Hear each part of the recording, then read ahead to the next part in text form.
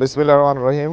আলহামদুলিল্লাহ, আজকে 3 জানুয়ারি আমাদের ঢাকা বিভাগীয় কমিশনার কার্যালয়ে আমরা মনোনয়ন বাছাই পর্বে অংশগ্রহণ করেছি।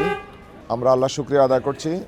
আমি মোহাম্মদ কামাল হোসেন, ঢাকা 5 সংসদীয় আসনে বাছাই পর্বে আমার মনোনয়ন বৈধ হয়েছে, এ কারণে শুকরিয়া আদায় করছি আলহামদুলিল্লাহ।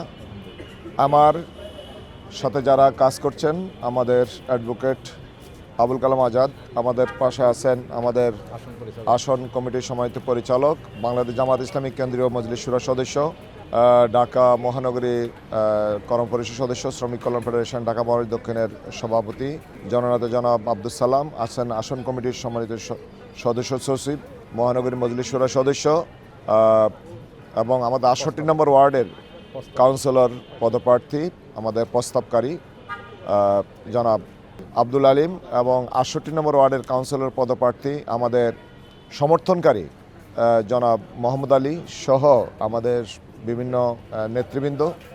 আমরা আশা করি সকলে মিলে ঢাকা 5 আসনে আমরা একটি সুন্দর পরিবেশ বজায় রাখব এবং আমাদের ঢাকা 5 আসনে সকল পক্ষ মিলে আমরা একটি সুন্দর ফ্রি ফেয়ার ক্রেডিবল ইলেকশনে যে প্রত্যাশা জাতির, সেই জাতির প্রত্যাশা পূরণে আমরা সকলে ভূমিকা পালন করতে পারবো।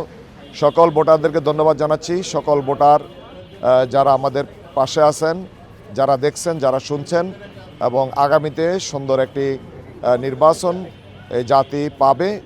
আমাদের নির্বাচন কমিশনের পক্ষ থেকে আমরা সেই সহযোগিতা পাব।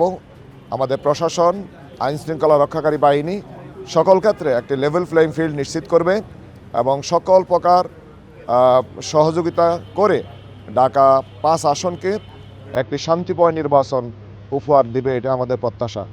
সকলকে ধন্যবাদ। আসসালামু আলাইকুম।